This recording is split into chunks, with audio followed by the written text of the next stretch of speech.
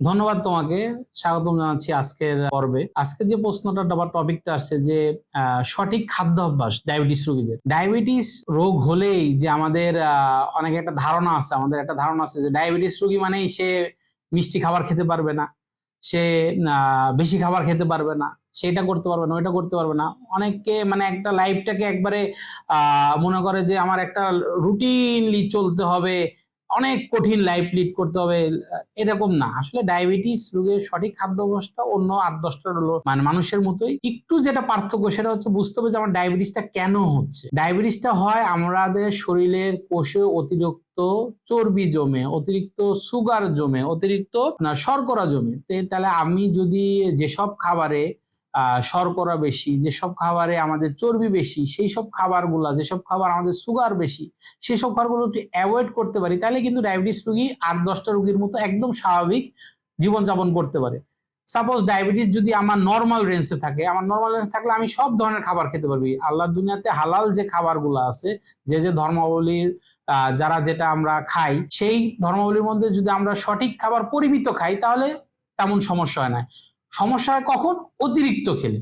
তাহলে একজন ডায়াবেটিস রোগী, তার যদি ডায়াবেটিসের লেভেলটা খুব বেশি থাকে, এটা আমরা নির্ভর করি তার ওয়েট হাইট অনুযায়ী। এখন একজনের ওজন ৬০ কেজি, তার খাদ্য অভ্যাস, আর একজনের ওজন ৯০ কেজি, তার খাদ্য অভ্যাস তো এক হবে না। তাহলে আমরা এটাকে ওয়েট হাইট অনুযায়ী তাকে ক্যালোরি ঠিক করে দিই, যেটা সঠিক নিয়ম সবার জন্য। ডায়াবেটিস রোগীর জন্য যেটা আমরা এক্সট্রা বলি সেটা হচ্ছে আমরা সুগার ইনটেকটা বন্ধ করব, কারণ তার বডিতে, তার শরীরের ভিতরে অলরেডি সুগার অতিরিক্ত আছে। যে অতিরিক্ত সুগারটা ভাঙতে পারতেছে না, তার কোষে যেতে পারতেছে না, এর জন্য তার ডায়াবেটিস রোগটা দেখা দিছে। তাহলে কি হতো? তার সুগার খাওয়াটা বন্ধ করতে হবে, শর্করা জাতীয় খাবারটা বন্ধ করতে হবে।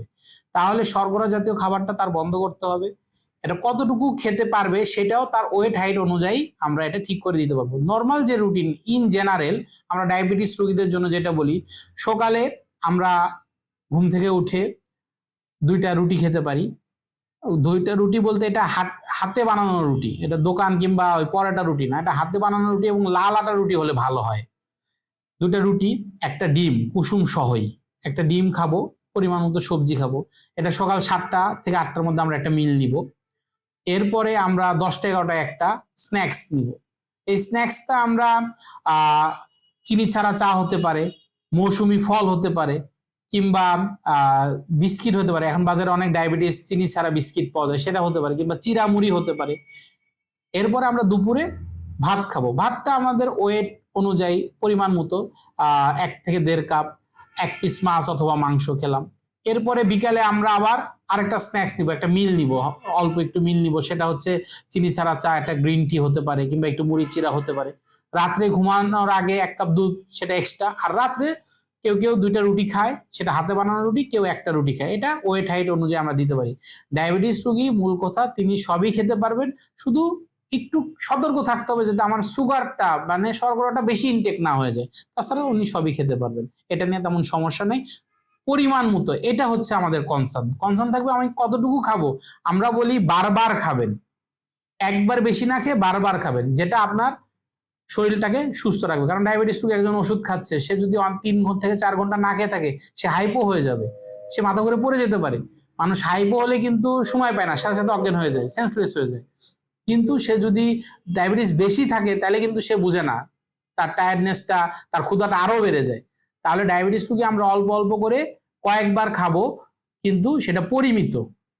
খাবারের তালিকাতে আমরা যে খাবারগুলো সিলেক্ট করব সেগুলা হচ্ছে পরিমিত খাবার, এক্সট্রা কোনো কিছু না। তবে সুগারটা বাদ দেওয়াটাই বেশি ভালো, সুগার ইনটেকটা না করাই ভালো। চিনি চা ছাড়া, যাদের চিনি খাওয়ার অভ্যাস আছে, দুধ চাটা একদম বাদই দিতে বলবো আমি, কারণ দুধ চাটা ক্ষতিকর।